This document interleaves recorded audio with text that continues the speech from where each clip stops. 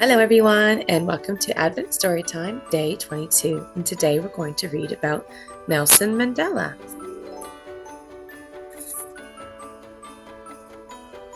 There once lived a little boy in South Africa whose name sounded like a song. Rolilala. It meant troublemaker in Xhosa, his language. He was a member of a clan who had lived in that land long before the country ever existed. His great-grandfather was the clan's king and his father its chief.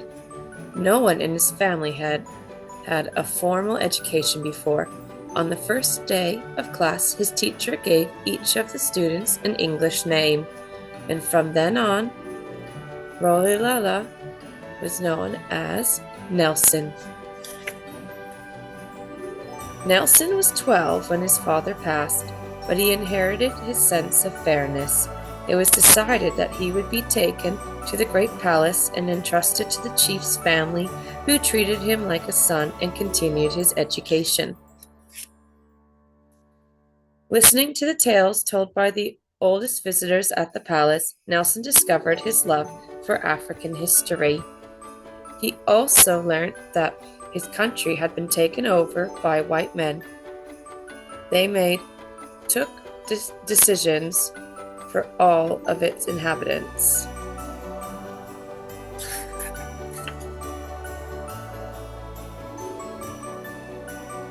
Big homes, good schools, fair pay. White people had everything they hoped for, while everyone else was forced to give up their dreams. Nelson knew that wasn't fair, so he went to university, wanting to do his best to change it. When he found out that his family was arranging his marriage, Nelson ran away to Dark City, a neighborhood of Johannesburg. It was so dark that at night there was just the moon to give him light while he studied. Nelson had joined a group that worked for equal rights when the government set up an even more unfair system called apartheid.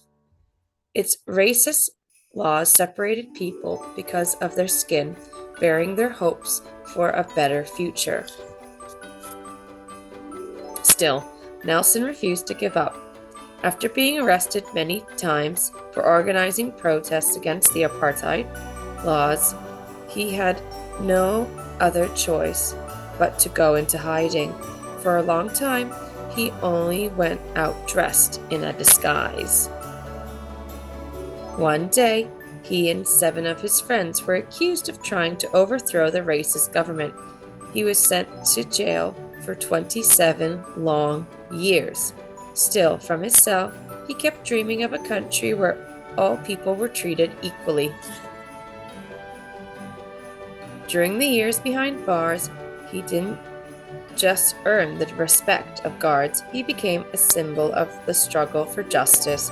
All around the world, there were calls to free Nelson from jail and end apartheid.